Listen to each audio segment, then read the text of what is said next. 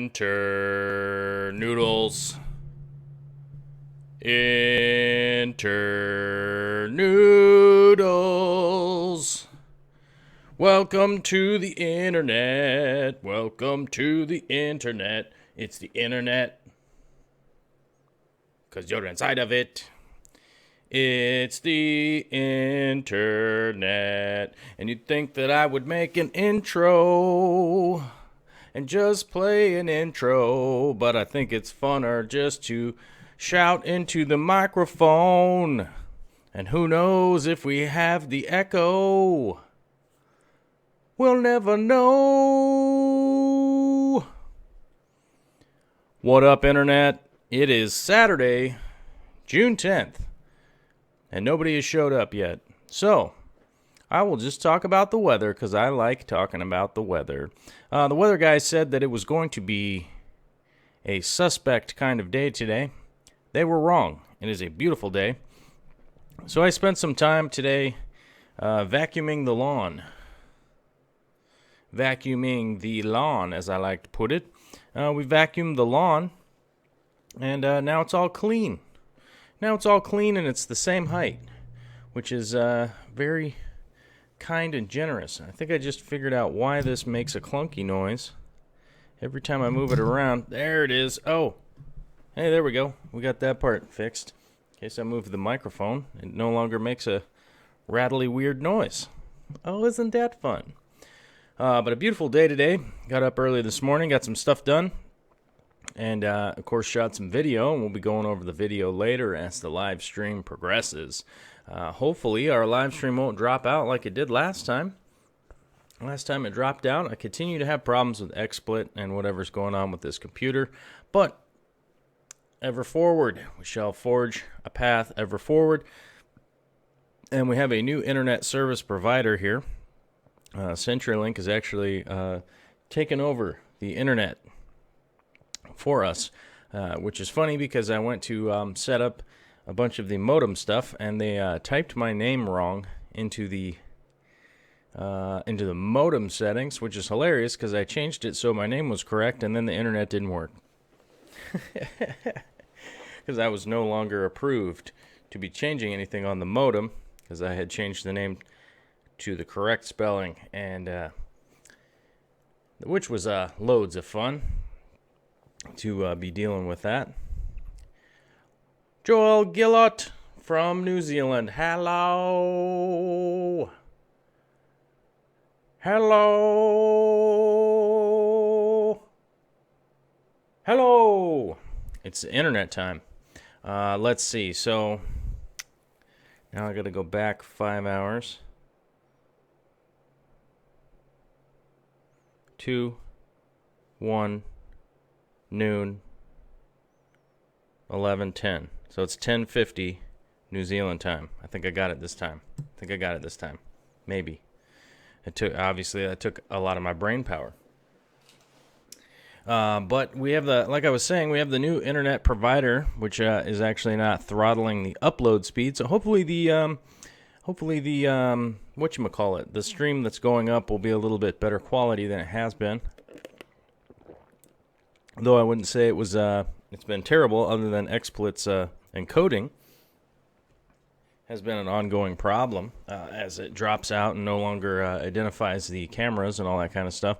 I started setting up OBS and then realized I was into a couple-hour project that I didn't really have time for. It was going to be a couple hours to get everything set, and I realistically had about 15 minutes to invest in it. So I got it downloaded and sped it up, and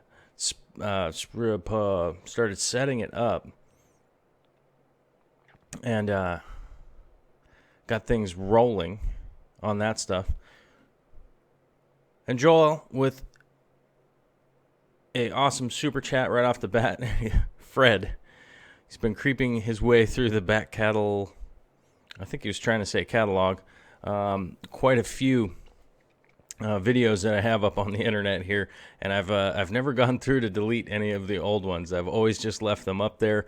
And I would say 9 times out of 10 these days, when I get a comment, it's from an old video and somebody being pissed at an old video. And always kind of makes me laugh that somebody's going through a video from like 2011 or something and being like, oh, hey, man, you should maybe be like change your lights or something. And I'm like, well, that was 6.5 years ago, so I think I've probably got it sorted out by then. And then I feel like an asshole talking to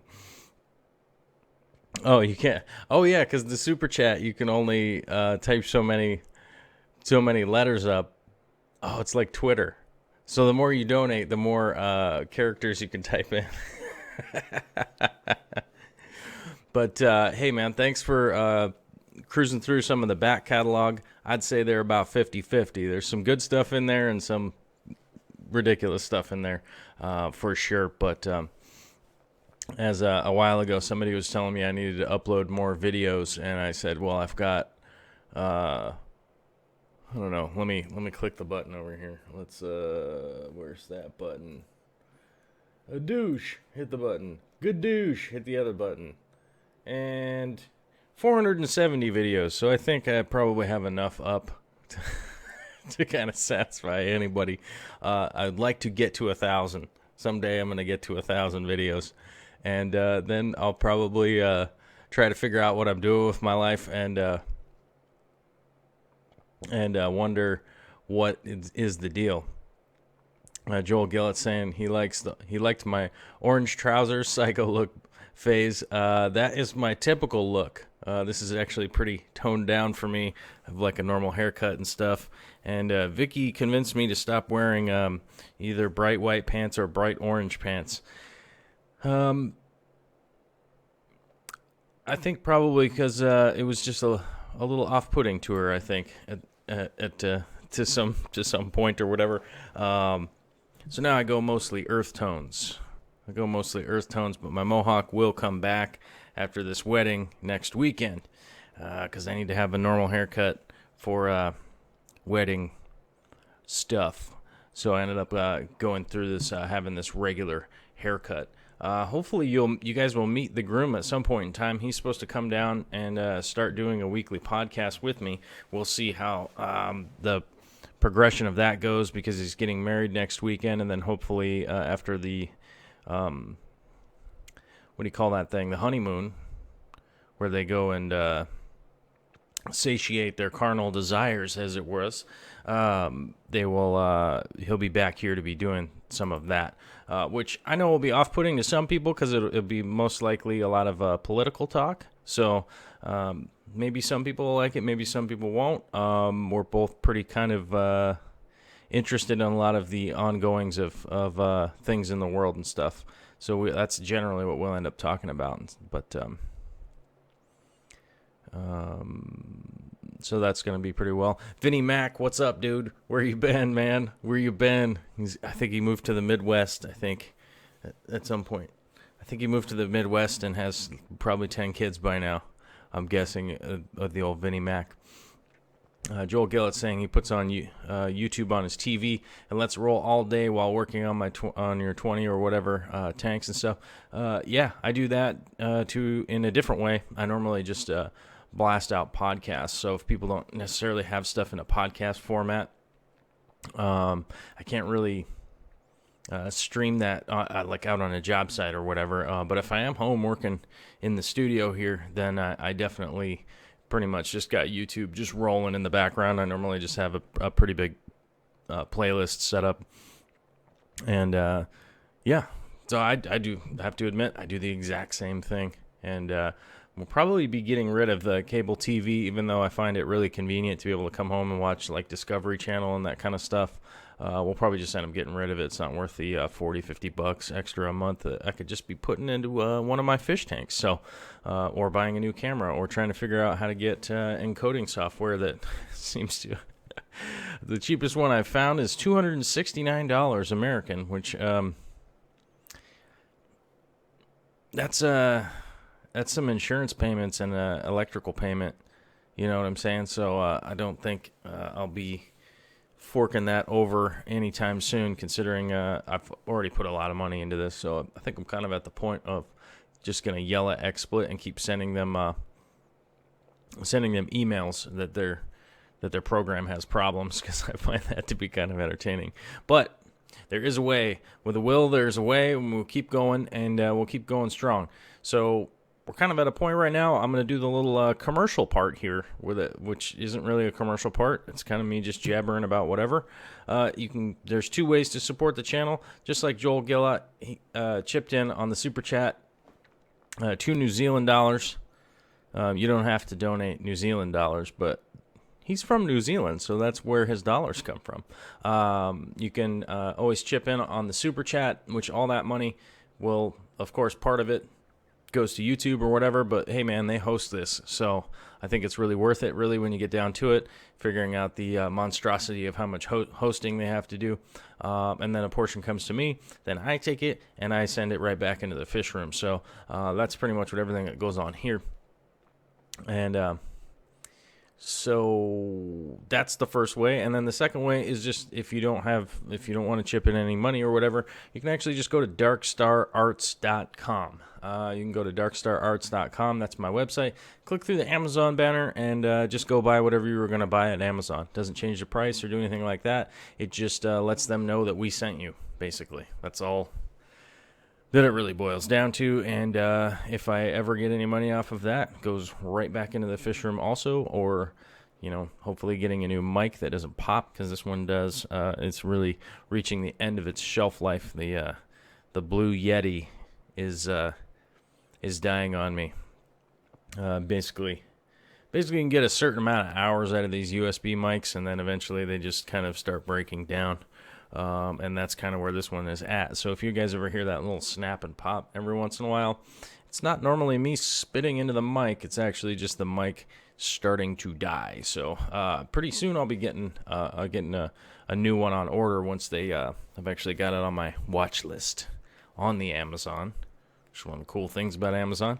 And when they go on sale again, I'll buy another one, because $130 is kind of stupid, because the last time I bought this one, it went on sale for $79, and I just went ahead and ordered it. And then that seemed kind of like a reasonable amount of money for a decent mic that lasts for a couple years, which this one has. It really has, and it's a great mic with how many settings and everything it has on it.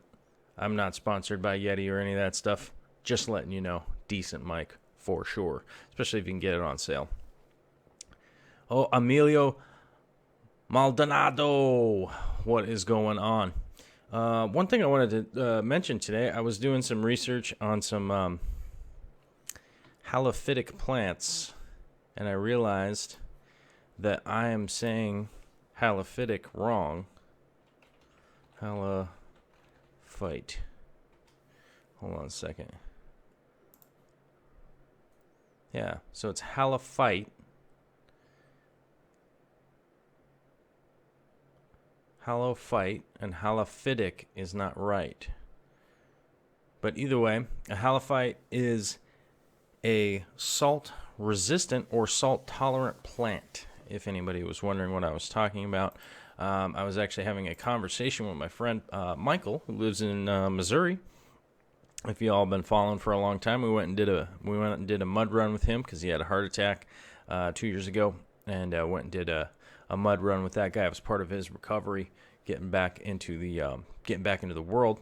But we were having a conversation about living on a deserted island. Now, here's the issue.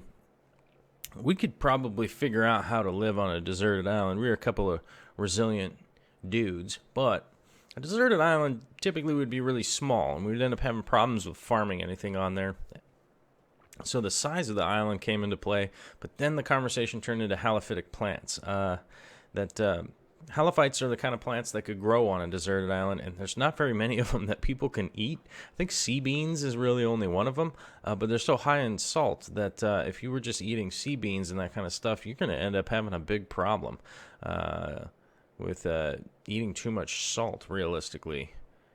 Salt doesn't do a lot of the things that doctors have been reporting over the years, but just having that much salt in your diet would kill you. So we were trying to figure out which halophytes you could live off of, and then so there's some dates and some barley, but we'd have to figure out how to get barley to the deserted island. So there's the problem. Barley could do it, but why would barley be there? Date palms is one of them, so maybe there would be dates there. New Zealand spinach is on the list.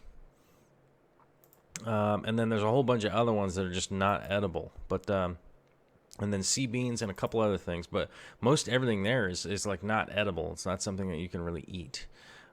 So gonna be it would end up being really an issue with all that salt content in everything that realistically would be that big problem of living on a deserted island. I don't know if anybody out there has any ideas necessarily in regarding to farming around halophytes. I'm interested, and I would definitely like to hear a little bit about that. Maybe you've got some theories, or maybe you took a course somewhere that came up. Joel Gillett's saying, 2 weeks ago I canoed my way to a deserted island in Tonga. Okay, that's awesome. I need to move to New Zealand, I think. Honestly, 1 hour in, you're keen to leave. Heat, lack of water, insects, brightness, lack of shade, it all sucks. Yes, it all does suck, but there was the thing, is that we were just more or less having a conversation. I was saying that we shouldn't move to a deserted island because that's just a bad idea, because for all of the reasons you just listed, like bugs, there's no water, it's hot, there's no shade, it's disgusting, it sucks. For all those reasons, but I was just thinking pragmatically. Let's say we were there, what could we do if we were? But I was saying that we should realistically move to somewhere. New Zealand's on the list. I don't know if New Zealand lets Americans easily move there. I know a friend of mine has moved there, but she married a New Zealand dude, so I think that's how that works. You'd have to like marry somebody, but I don't know how the immigration process goes if you were to move to New Zealand. So I was thinking, I keep thinking about Wyoming and Montana, but I'm thinking of definitely small parts of Wyoming and Montana, because there are large areas of Wyoming and Montana that are basically like inhabitable. Like I don't really know that you could really live in those areas. So I don't know. Interesting conversation we were having either way. I got sidebarred here. Ryan S., hello. What is up? I just stuck my tongue out weird and realized it's kind of brown because I've been drinking coffee all day. Dead Boy NYC. Great to have you show up, man. Great to have you show up. Hopefully it's early enough. Oh, it's probably late where you're at. You're probably at work on a Saturday for sure. But hola. Let's see. We're a little bit in on the live stream here, so we're gonna change scenes here and see if we get the video. Hopefully we don't XSplit doesn't freak out and drop. All right. So here we are with the 240. Those of you that don't know about this tank, if this thing pops back up and y'all are watching the video later on, yes, this is an 8-foot, 240-gallon aquarium. Yes, the driftwood is quite large. I often get questions of people where to buy driftwood. Honestly, the best place I know is manzanita.com. It's a guy down in California that harvests a manzanita forest. He cleans the manzanita, bakes it in an oven, puts it in a box, and sends it out to you. Super cool, old school dude. And as you guys can see, my chocolate milk water is ongoing, but I'm slowly processing through this. Later on, as this video progresses, you'll see me kick up a whole bunch of it. I still have a ton in here. I'm still processing through it, but it's one of those things that seems like it's taking a long time, but it really, once it's over, it's over. And a local guy was asking me, why didn't I just put all this stuff into buckets and rinse it off? And honestly, if this was like a 20-gallon tank or something like that, that's what I would have done. I would have put all the substrate into a large bucket and rinsed it and rinsed it and rinsed it and rinsed it. But, you know, considering there was 9 5-gallon buckets that went into this plus another container of substrate, that's just the amount of substrate that's in this aquarium. It would have just been such a huge undertaking to try and rinse it all that way, when I don't want to completely eliminate all the mulm. I just want to get rid of the stuff off of the top so that when I do plant here fairly soon, that I'll be able to just plant and not have too much stuff kicking up. the mulm and all the fish poop and all that stuff.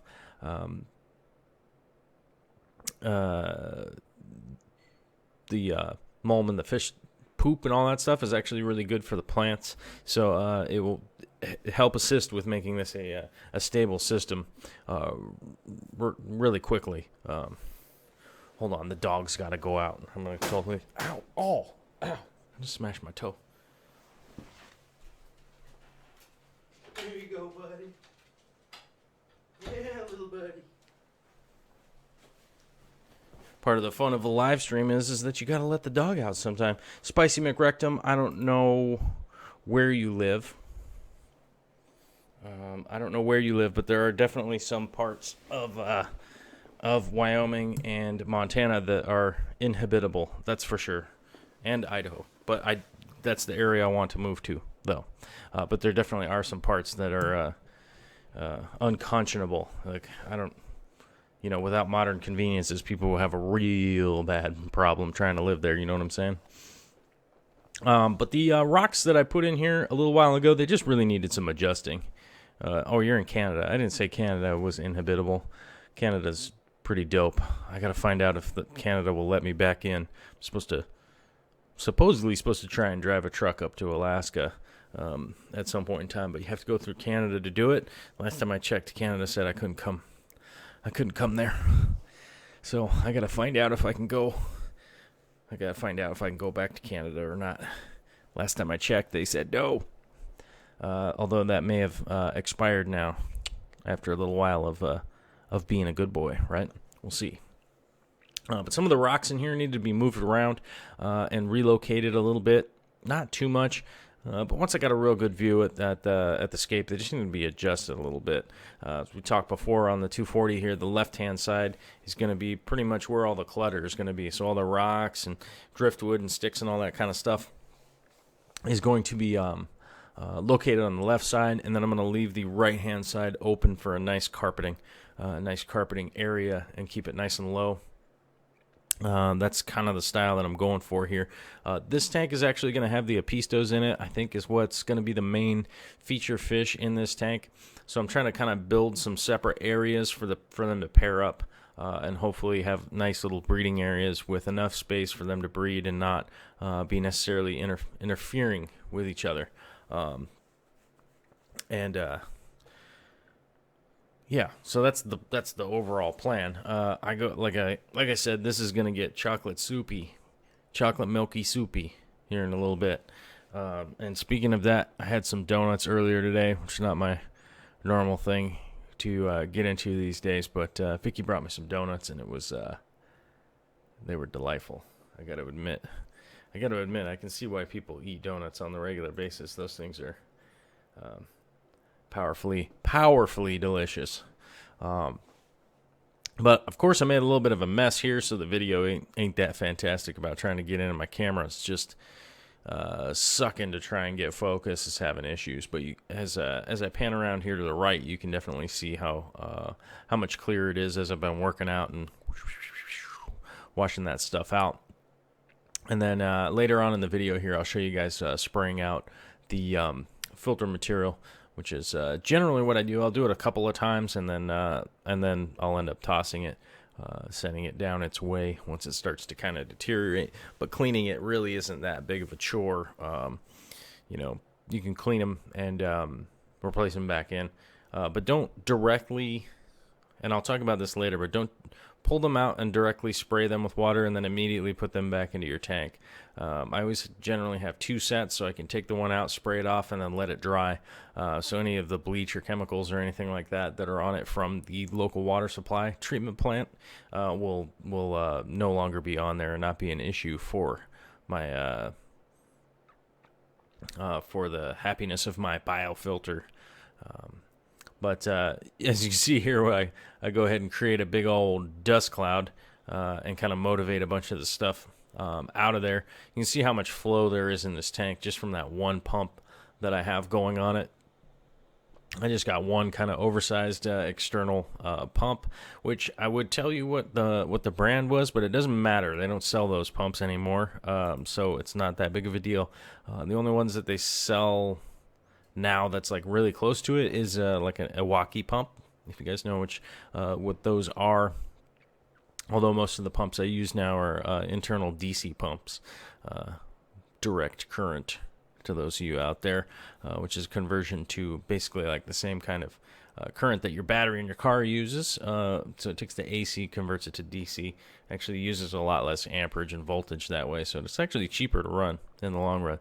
So you guys can see here as I come down into the tank, or into the sump tank, I've got a bunch of plants there, some of them that I've saved in that little container right there, just floating, and kind of dump the water in and out of it a couple of times a day just to kind of keep it freshened up in there. A few plants that I've been able to save that I have, and also the bagged up plants I got from Crispy Aquascapes, Crispy Aquariums. And those are down there getting ready for planting. Tomorrow I'm going over to Long Woo's house to check out his setup and help him get his tank rolling. And I'm pretty sure I'm going to end up stopping to peruse some local plant store I normally get plants from. So, because I'm going to be right up in the area near there when I go up to Long's house. So I'm going to be going up to do that, and then I'll end up making a video of whatever I got, bring it down, and then start planting this tub here and whatever I get tomorrow. So, and then I'm also going to be pulling the bulbitis out of the dumpster tank in the basement, which I haven't shot any video of what's going on in the tanks in the basement, because they're just basically bare tanks with plants floating in them and a filter on them. There's really nothing all that exciting in regards to those tanks. This is why I haven't shot any videos. It's just, here's some tanks with water in them. But I do have these plants ready to go. I also have a few other plants in another sump that I'm going to be able to move over, and then everything out of the basement will be coming up, and I'll be planting all that into the 240 here, since this will be the best system I have running. And I have the added benefit of stopping by a fish store tomorrow. I'm going to get a little seed bacteria to get my cycle kick-started. So I'll be able to do that, because those local guys are actually cool with hooking that up without it being weird, without it getting weird. So we're actually going to swap over to scene 6. Oh, there we go. Aha, I gotta move me. I'm gonna move me over here. But replacing these filters is actually super easy. It's actually not all that difficult. You can see me pulling out the blue one. Now, here's one I haven't talked about very often, is this blue filter material here. This dark blue one is actually a rigid, coarse filter material that I use kind of as the pre-filter for anything else. So anything else going... anything that's like large will get hung up by this dark blue coarse filter material. So like a fish or a shrimp or a plant or maybe some old dead leaves or something or whatever, any of that kind of stuff is going to get grabbed by that one.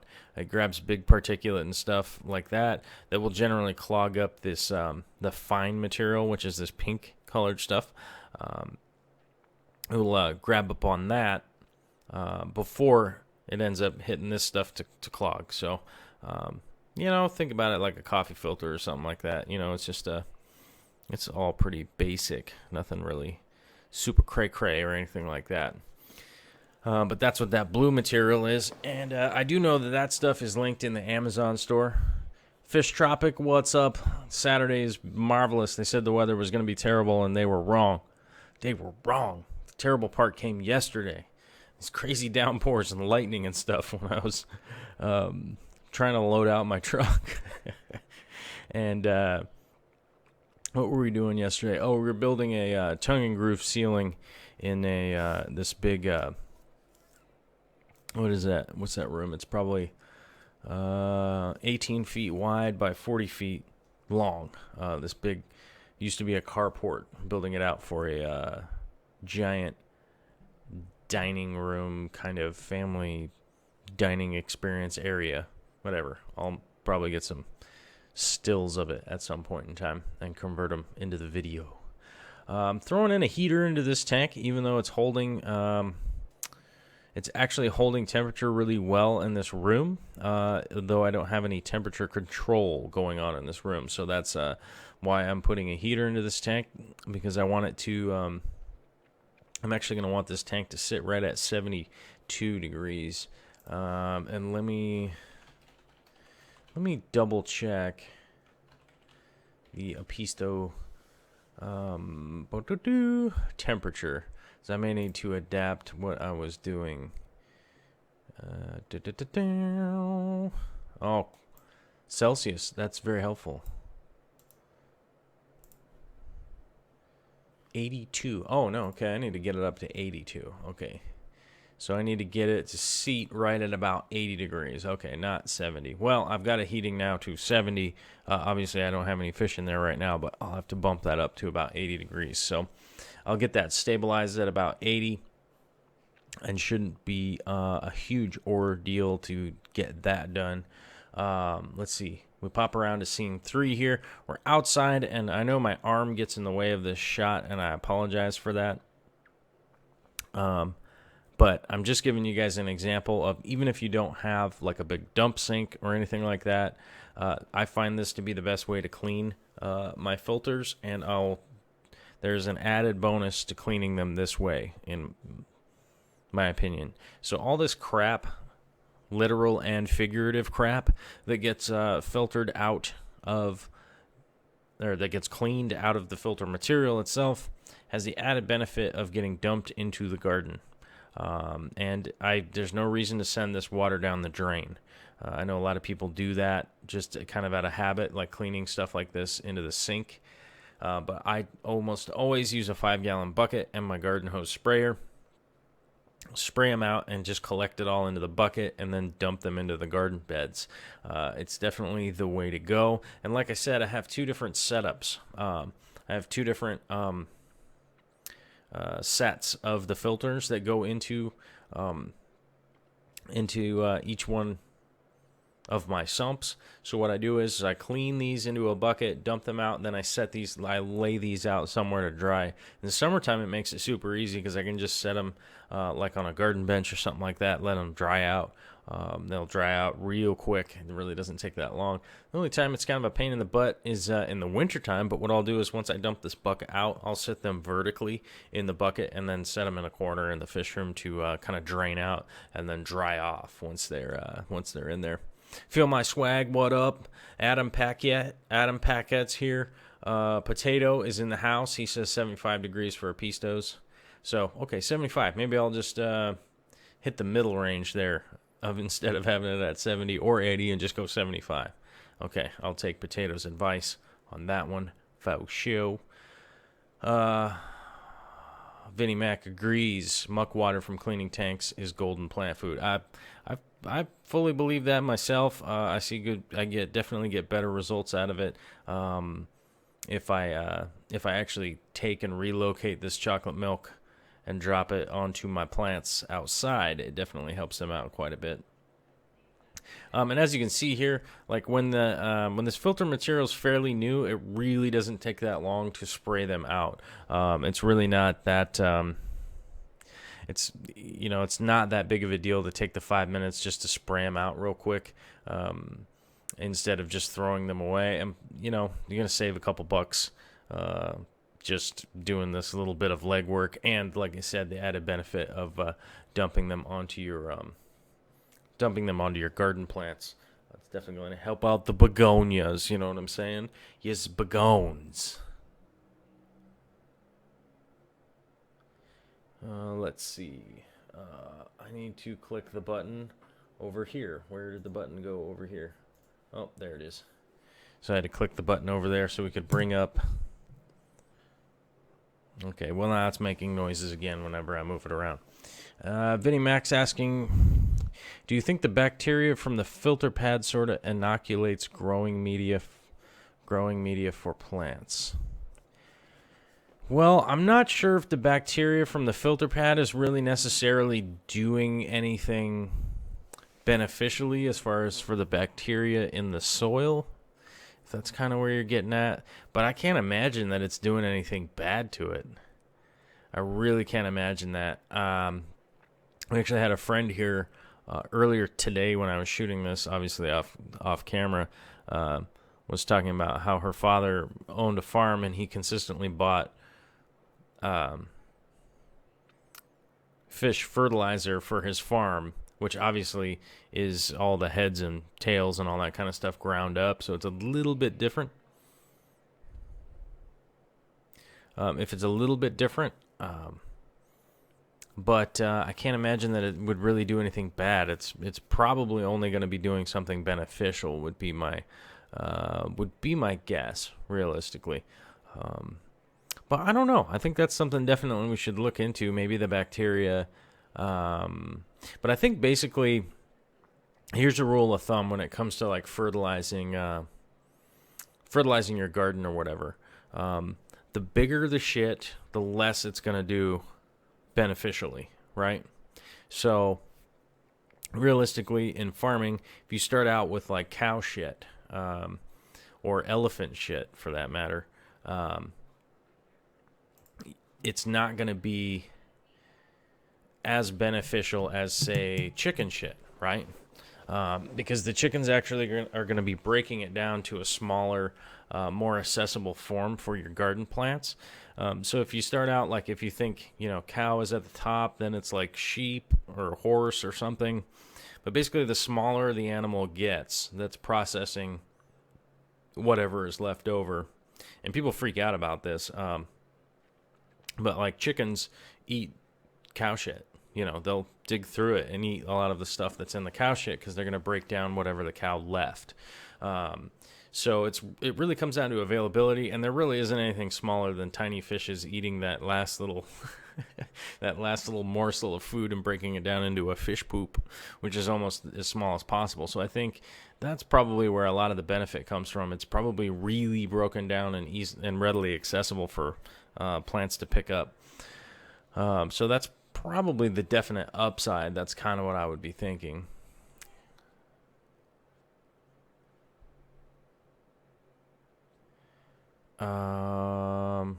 Okay. Adam Packhat is asking, me and my wife do a lot of gardening. Do you ever do updates or show the garden? Yes, we do updates and stuff on the garden. The garden has kind of been on the back burner because we've been setting up a lot of the stuff for the chickens and kind of repairing a lot of the stuff from having bought this house. Those of you guys that have been following for a long time know that I built the fish room, which is a complete remodel of the old like garage, if you wanted to call it a garage. It was built in 1924. So a lot went into that. And we did a lot of work to do that stuff. We've been doing a lot of electrical. We redid the floors in here. We painted the interior. We got the roof fixed. We replaced the furnace. We replaced some plumbing. Blah, blah, blah, blah, blah. There's been a bunch of stuff, but very soon, within the next couple of weeks, we are getting the garden sorted out. It is on our schedule. We've made time for it. Vicky was just at Home Depot when we started the live stream. She was at Home Depot, and since then I've heard her come back. She went to go get some materials to add some more fence posts, and then I can start building the beds. And we're going to be definitely highlighting all of that as far as the irrigation system, how we're putting in the beds and all that kind of stuff. I'll do my best to shoot this stuff and do my best to get it up. As we've said, as I've mentioned in the past, I have to work 50, 60 hours a week full time doing construction. So I'm currently in a real time crunch to try and get things produced. Realistically, that's kind of the slight issue that I'm at right now. I'm running out of time in the day, and the last thing I want to do is meth to try and increase how many day hours I have. So we're really just kind of crunching down on time, and that's why I've really picked up and started doing the live stream, because honestly I can shoot a bunch of the video and then I can do the voiceover, if you will, or any of that kind of stuff, or the editing while we're doing this live stream. And it seems to be, to me, I feel a lot better about an hour's worth of production doing the live stream than an hour's worth of clicking away and cutting out seconds and cutting out seconds and cutting out jump cuts and doing all that stuff, and maybe not imparting as much information as I could, especially being able to answer a lot of the questions that come up.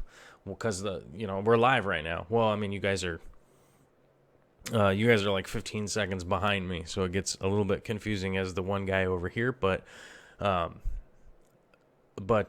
it really gives me an opportunity to read what you guys are talking about.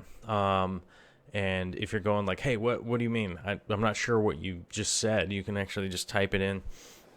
And then, of course, you can always super chat it if you want. It's always good to encourage that. Realistically, the free thing, hit the thumbs up and share it. That's the best thing that you could do if you really wanted to chip in or whatever. But Adam, yeah, we have a bunch of that of updates and stuff like that coming up. We're also going to be building the greenhouse. We have the design done for that, where it's going to go, all that kind of stuff. So we're building the greenhouse. We had to build a shed first. We got that done.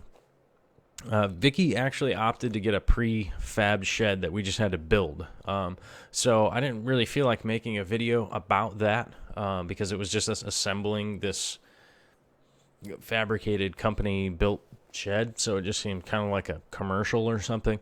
So we didn't actually shoot a video doing that, but we got that done. And now we actually are moving forward on getting our small urban farm together here.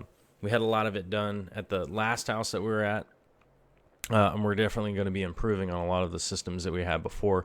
Our long-term goal is to own a farm, a restaurant, and a whitewater rafting company, and an aquarium company, and an art company, and all these things. So we're just going to be jamming away for the next, I don't know, until I die.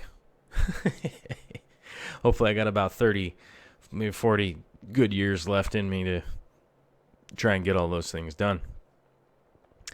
But yeah, we have a lot of updates coming up on that. Vinny Mac is asking exactly my question. Is it a benefit? Can those bacteria live in garden media? Not as available exactly. I'm not 100% sure about that bacteria getting dumped into the garden or not, if it really necessarily survives in there or not.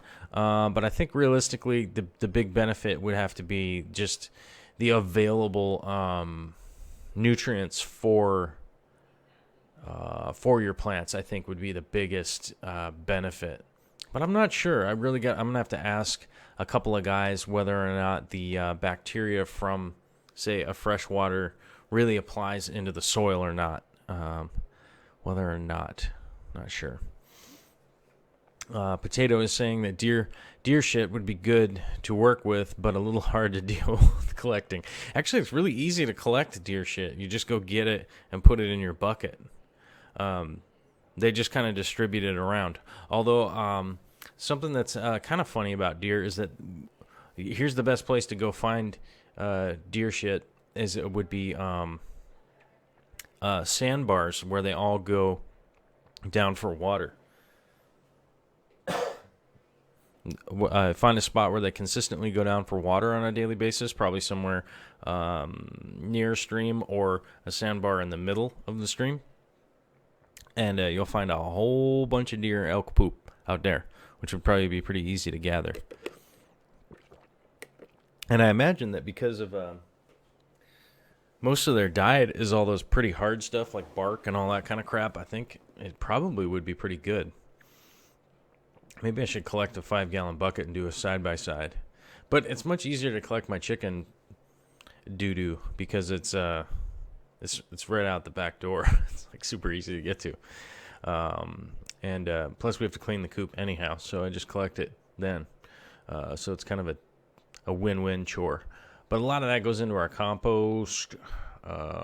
So that's pretty much where a lot of where that is landing. Oh, we're at the email time. Time to click through the emails here and see what we got. And a lot of them are great job, bud, kind of emails. So let's see if we got anything good. Do do do do do do. Boop boop boop boop boop. Poop poop poop poop poop. Scat scat scat scat scat. If you have fun without a beer, blah blah. Live Frigman out of the blue. Old video with a clutch in the background. Glad to see the 240 gallon is up. Just listen, people. Love the old school vids. Holy shit, bubbles. Internet. Is it dirt or sand? All right. Well, we went through the emails here, and there's nothing in the email that really needs to be answered. But Gallon Aquatics is new to the channel. Thank you for subscribing, man. And you're welcome. But anyhow, it's been a fairly productive Saturday. I'm just getting a lot of the stuff ready for the 240, and then I'm going to probably go grill some steaks here shortly. That's going to be the thing. And hopefully Carson comes over tomorrow, and I'm going to snap some pictures of him returning my wheels and buckets if he comes by.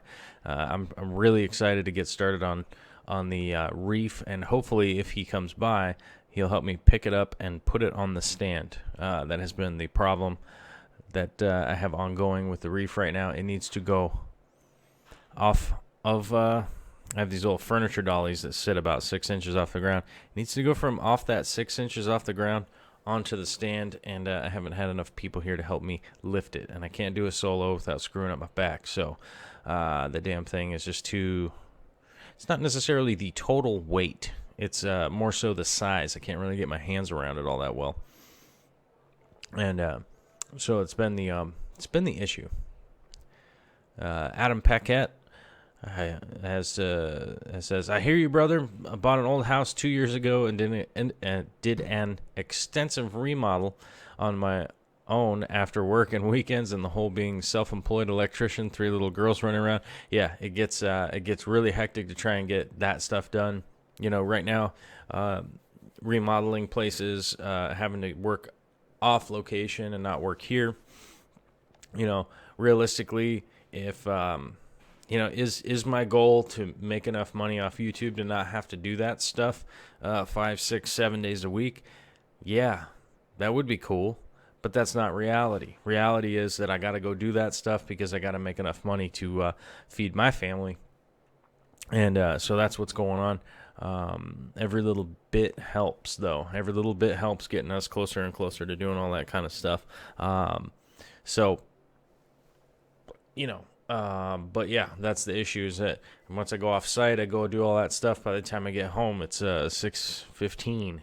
You know, I get up in the morning at 5 o'clock. I try to stage all the stuff to do later in the afternoon. Then I get home about 6:15. I got to start dinner. Then I got to go in the fish room and do stuff until basically dinner is ready, and then come in, have dinner, then come edit everything together, then get the live stream going.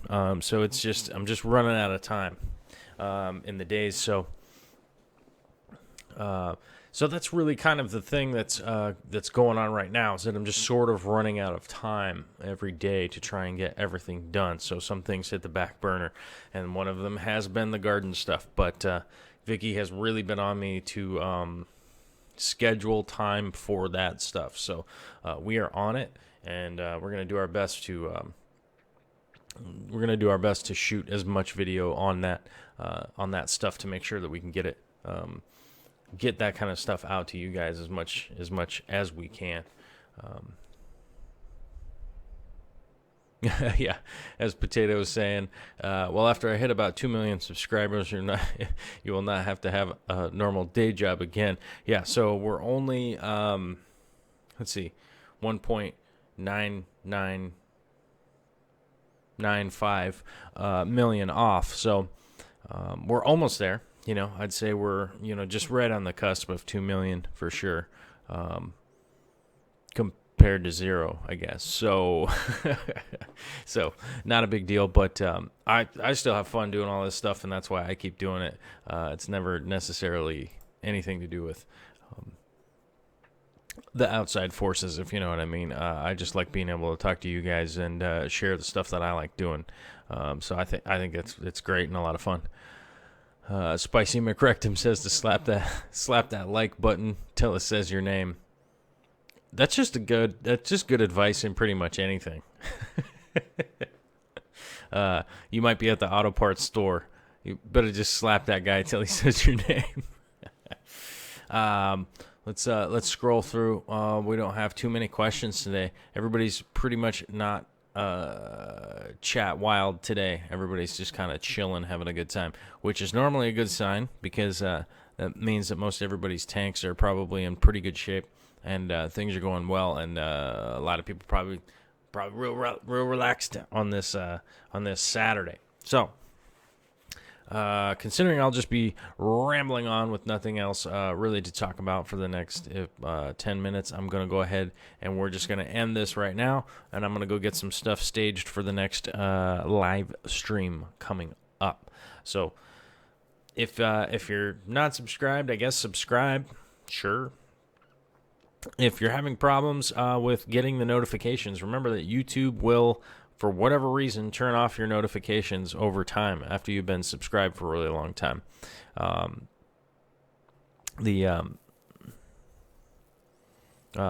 For whatever reason, the algorithm will make that stuff turn off, which is odd. I don't really know 100% why, but if you don't have that on, go ahead and make sure you get that handled. But one of the things that I was saying that I'm going to go stage for the next live stream is the foam that is right over here. Right back here. I'm poking at it with the video. The foam panels need to go up and help make it a little less echoey in here. So I'm thinking I'm going to go handle that. Hopefully Vicky remembered my little sticky pads when she went to Home's Depot. And now that the new CenturyLink stuff is here, I got to wrap up this Comcast crap and throw it back at those guys. You know what I'm saying? So, but well, not great. Just had to deal with detritus worms. Yeah, not a big deal, you guys. So we're gonna end up wrapping this up, and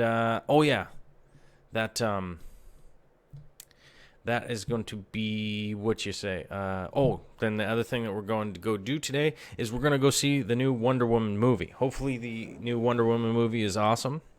I hear great reviews.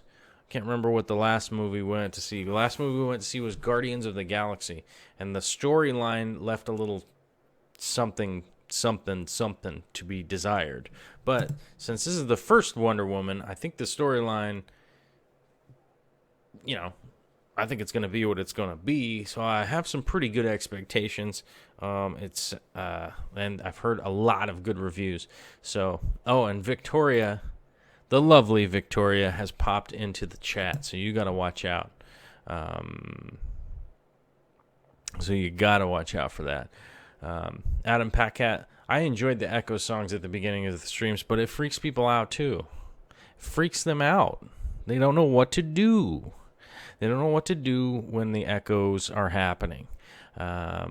So we had to eliminate them, and hopefully we got them eliminated. As I was saying a while back, it's actually some DLL files that seem to be interacting with the computer in a weird way that is causing certain problems and USB controllers to have issues. So hopefully I got that sorted. I deleted more of them today, ones that I couldn't recognize as anything useful. So it's possible I may have gotten some kind of weird virus at some point in time, which is odd, but whatevs. But yeah, as far as the Wonder Woman movie goes, it looks like it's a fantastic production, and I'm sure it's going to be a lot of fun. We got a bunch of Vicky's cool friends coming over to come hang out, which is dope. She has a lot of really cool friends that I definitely enjoy spending time with, and also my lady. She will be coming with us, and we'll have a great time, I'm sure.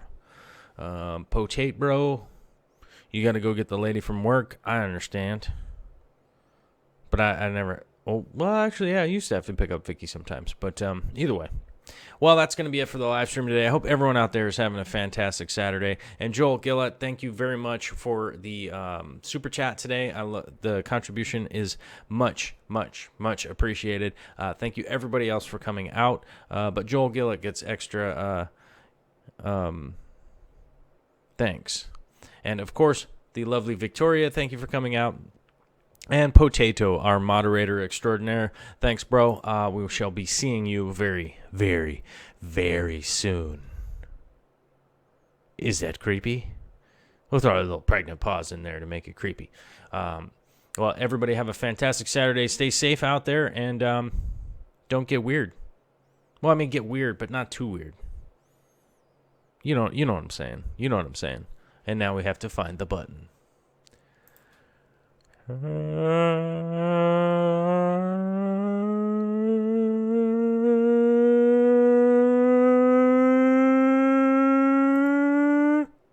Later.